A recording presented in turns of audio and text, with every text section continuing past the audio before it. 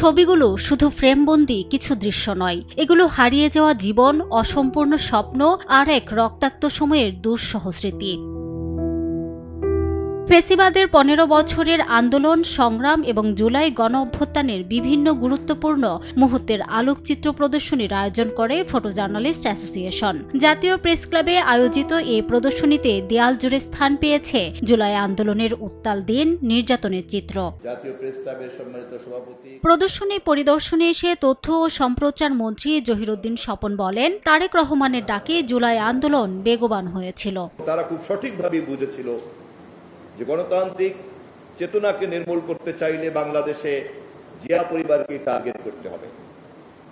আমরা লক্ষ্য করলাম আমাদের মাতা দেশনেত্রী বেগম খালেদা জিয়াকে তিলে তিলে হত্যা করার জন্য সকল ধরনের চক্রান্ত ষড়যন্ত্র করা হলো। আন্দোলনের নতুন পর্ব শুরু হয়েছিল দেশনায়ক তারেক রহমানের নেতৃত্বে। চলমান যে সংগ্রাম, বিএনপি সহ রাজনৈতিক দল আমরা করছিলাম, তখন যারা শিশু, তখন যারা কিশোর, তারাও কিন্তু এই আন্দোলন দ্বারা প্রভাবিত ছিল। বাংলাদেশে আর যেন ফ্যাসিবাদের পুনরাবৃত্তি না ঘটে এমন মন্তব্য করে মুক্তিযুদ্ধ বিষয়ক মন্ত্রী বলেন, ফ্যাসিবাদ বিরোধী আন্দোলনে সারা দেশকে ঐক্যবদ্ধ করে নেতৃত্ব দিয়েছেন প্রধানমন্ত্রী তারেক রহমান।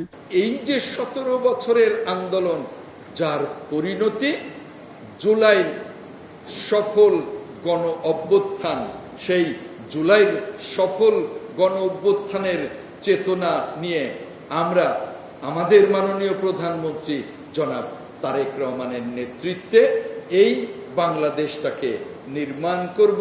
পরে প্রদর্শনী ঘুরে দেখেন মন্ত্রী ও আগত দর্শনার্থীরা। রিমু সিদ্দিক, সময় সংবাদ, ঢাকা।